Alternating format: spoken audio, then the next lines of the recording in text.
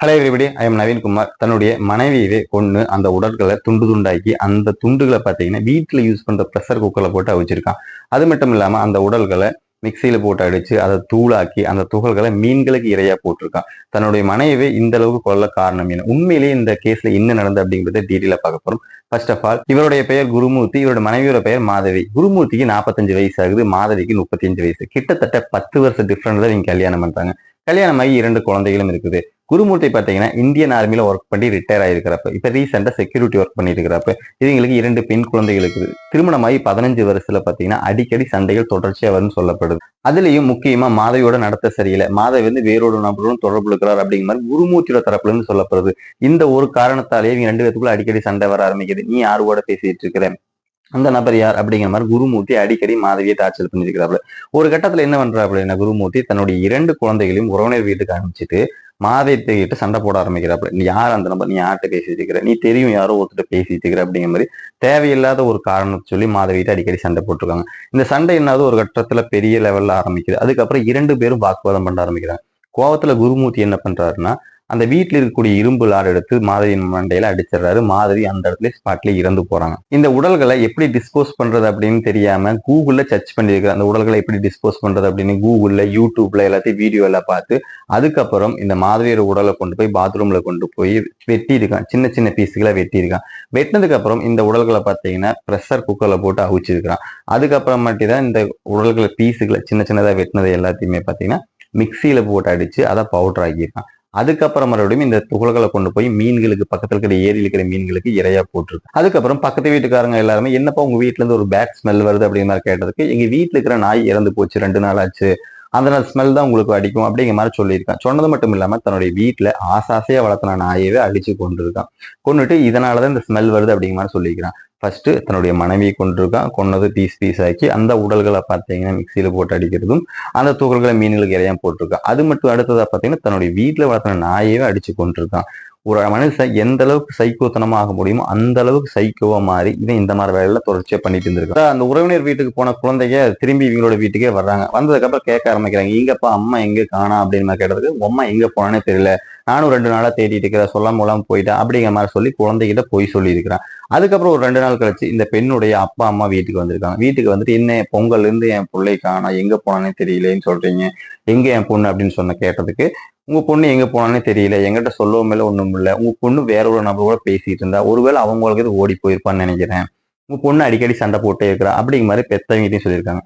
சரி வாங்க நம்ம போய் போலீஸ் ஸ்டேஷன்ல கம்ப்ளைண்ட் கொடுக்கலாம். அந்த பெண்ணோட அப்பா அம்மா சொன்னதுக்கு சரி வாங்க போலான்னு இந்த 3 பேருமே பாத்தீங்கன்னா ஹைதராபாத் இருக்கிற போலீஸ் ஸ்டேஷன் போய் கம்ப்ளைண்ட் கொடுக்க போறாங்க. அடுத்தது போலீஸ் ஸ்டேஷன் போறாங்க. இவங்க 3 பேருமே கம்ப்ளைண்ட் கொடுக்குறாங்க. இது மாதிரி தன்னுடைய மனைவி காணா அப்படின்னு குருமூர்த்தி கம்ப்ளைண்ட் கொடுக்குறப்ப தன்னுடைய இந்த பிள்ளையோட அப்பா அம்மா பாத்தீங்கன்னா என்னுடைய மகளை காணா அப்படிங்கிற மாதிரி இவங்க கம்ப்ளைண்ட் கொடுக்குறாங்க. ஃபர்ஸ்ட் இவங்கிட்ட இருந்து விசாரணை ஆரம்பிக்கிறாங்க. என்ன பிரச்சனை அப்படிங்கிற மாதிரி இவங்கிட்ட இருந்து சில பல டீட்டெயில்களை வாங்கிக்கிறாங்க. வாங்கினதுக்கு அப்புறம் ஆனா குருமூர்த்தி மேல ஒரு துளி கூட சந்தேகம் இல்லை. ஏன்னு கேட்டீங்கன்னா இவன் தான் ஒரு கம்ப்ளைண்ட் கொடுத்துருக்கான். ஒரு ஹஸ்பண்ட் ஒரு மனைவிக்கான கம்ப்ளைண்ட் கொடுத்துருக்கான். அப்படிங்கிறப்ப இவன் மேல எப்படி சந்தேகப்பட முடியும்? அதனால ஒரு துளி கூட போலீஸ்னால இவனால சந்தேகப்பட முடியல. அப்புறம் இவங்க தங்கி இந்த அப்பார்ட்மெண்ட்டுக்கு வராங்க. அப்பார்ட்மெண்ட்ல பக்கத்துல இவங்க உறவினர்கள் எல்லாத்தையும் விசாரிக்கிறாங்க. விசாரிக்கிறப்ப நாங்க பார்க்கல, நாங்க பார்த்து 2-3 நாள் ஆச்சு, கடைசியா அப்பதான் பார்த்தோம், இவங்களுக்குள்ள அடிக்கடி சண்டை வரும், கடைசியா ஒரு நாள் அந்த அன்னைக்கு சண்டை போட்டிருந்தாங்க, அது மட்டும்தான் எங்களுக்கு தெரியும், மித்தபடி மாதவி எங்க போனான்னு எங்களுக்கு தெரியாது அப்படிங்கிற மாதிரி இவங்களோட தரப்புல இருந்து சொல்லப்படுது. இந்த இடத்துல போலீஸுக்கு ஒரு சந்தேகம் வருது, சின்ன சந்தேகம் இவங்களோட ஹஸ்பண்ட் மேல. ஒருவேளை இவருக்கு இது பண்ணிட்டு போறோம் அப்படிங்கிற மாதிரி ஒரு சந்தேகப்பட்டு அந்த அப்பார்ட்மெண்ட்ல இருக்கிற எல்லா சிசிடிவி கேமராவையும் செக் பண்றாங்க. அப்படி செக் பண்றப்போ மாதவி வீட்டுக்குள்ள வந்த சிசிடிவி ஃபுட்டேஜ் மட்டும்தான் இருக்கிறத தவிர வீட்டுல இருந்து வெளியே போன ஃபுட்டேஜ் எதுவுமே இல்லை. ஆனா குருமூர்த்தி மட்டும் பாத்தீங்கன்னா அடிக்கடி வீட்டுல இருந்து வெளியில போற மாதிரியும் வீட்டுக்கு உள்ள வர மாதிரியும் வீட்டுல இருந்து உள்ள வர மாதிரியும் சில பல ஃபுட்டேஜ்கள் எல்லாம் அதிகமா இருக்கிறத பார்த்து இந்த இடத்துலதான் போலீஸுக்கு சந்தேகமா வருது குருமூர்த்தி மேல. குருமூர்த்தி இடத்தை விசாரணை பண்றாங்க. இந்த இடத்துல குருமூர்த்தி என்ன சொல்ற அப்படின்னா, என்னுடைய மனைவிக்கான நான் தான் கம்ப்ளைண்ட் பண்றேன் அப்படிங்கிறப்போ நான் எப்படி இந்த மாதிரி பண்ணியிருப்பேன், நீங்க போய் வேற எங்காலும் விசாரிங்க சார், பொய் வழக்கு போட்டு என் மேல கம்ப்ளைண்ட் பண்ணி விசாரணையை திருப்பாதீங்க என் பக்கம் அப்படிங்கிற மாதிரி குருமூர்த்தி பார்த்தீங்கன்னா போலீஸார் ஃபர்ஸ்ட் கேட்க ஆரம்பிச்சிருக்கான். அந்த இடத்துல போலீஸும் சரி ஒருவேளை இவன் பண்ணியிருக்க மாட்டான், இவன் பண்ணிட்டு எப்படி கம்ப்ளைண்ட் கொடுப்பான் அப்படிங்கிற மாதிரி அவங்களும் நினைச்சிட்டு விட்டுறாங்க. போலீஸுக்கு ஒரே குழப்பம். அதாவது மாதவி உள்ள போன சிசிடிவி ஃபுட்டேஜ் இருக்குது, வீட்டுல இருந்து திரும்பி வந்த ஃபுட்டேஜ் எதுவுமே இல்லை. குருமூர்த்தி வீட்டுக்குள்ள போன ஃபுட்டேஜ் எல்லாமே இருக்குது இந்த பில்டிங்குள்ள. மறுபடியும் வீட்டுல இருந்து வெளியே வர ஃபுட்டேஜ் எல்லாமே இருக்குது. குருமூர்த்தி அடிக்கடி பாத்தீங்கன்னா 2-3 நாள்ல பேக் எடுத்துட்டு போற ஃபுட்டேஜ் எல்லாமே இருக்குது. இந்த இடத்துல தான் போலீஸ் கன்ஃபார்மே பண்றாங்க குருமூர்த்தி தான் பண்ணியிருப்பான்னு. ஃபர்ஸ்ட் விசாரிக்க வேண்டிய விதத்துல விசாரிக்கிறான். குருமூர்த்தி நான்லாம் அப்படி எதுவும் பண்ணல அப்படிங்கிற மாதிரி ஃபர்ஸ்ட் சொல்லிக்கிறான். அதுக்கப்புறம் விசாரணையை அதிகப்படுத்துறப்போ இவனை போட்டு டார்ச்சர் பண்ணியிருக்காங்க. அதுக்கப்புறம் ஒத்துக்கிறான். ஆமா நான் தான் இப்படித்தான் பண்ணேன்.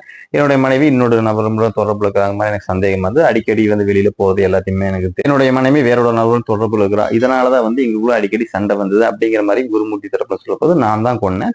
அவளை நான் வந்து கொன்னதுக்கு அப்புறம் துண்டு துண்டா வெட்டி அந்த உடல்களை ப்ரெஷர் குக்கர்ல போட்டு வேவிச்சு அதுக்கப்புறம் மட்டும் எப்படி டிஸ்போஸ் பண்ணணும்னு தெரியல. நான் இன்டர்நெட்னால பார்த்து சர்ச் பண்ணி அதுக்கப்புறம் அந்த உடல்களை மிக்சியில போட்டு அடிச்சு அதை தூளாக்கி அந்த உடல் கொண்டு பக்கத்துல இருக்கிற ஏரியில குளங்கள்ல இருக்கக்கூடிய மீன்களுக்கு இரையா போட்டு அப்படிங்கிற மாதிரி அவனே வாக்குமூலம் கொடுத்து ஒத்து. ஒரு ஹஸ்பண்ட் ஒய்ஃபுக்குள்ள சண்டை வர்றது காமன். எல்லா குடும்பத்திலயும் சண்டை வரத்தான் செய்யும். சண்டை வராத எந்த குடும்பமும் கிடையாது. அதுலயும் முக்கியமா இந்த சந்தேகம் அப்படின்னு ஒரு வியாதி மட்டும் வந்துருச்சுன்னா அதுக்கு ஒரு முடிவே கிடையாது. இந்த ஒரு சந்தேகத்தால பாத்தீங்கன்னா ஒரு உயிர் போயிருக்குது. இப்ப அந்த குழந்தைகளுக்கு அம்மா அப்படிங்கிற ஒரு உறவே இல்லை. இப்ப அந்த குழந்தைய அவங்களுக்கு அந்த உறவு இல்லாம தனியா அனாதையே நிக்கிறாங்க. இப்போ அந்த மாதவி அவங்களோட அப்பா அம்மாவுக்கும் அவங்களோட பொண்ணு போச்சு. இந்த ஒரு சந்தேகத்தால ஒரு உயிர் போனது மட்டும் இல்லாம அந்த குடும்பமே பாதிக்கப்பட்டு இருக்கு. இந்த வீடியோ பத்தி நீங்க என்ன நினைக்கிறீங்கன்னு உங்க கருத்துக்களை சொல்லுங்க. Miss you all. Take care. Bye.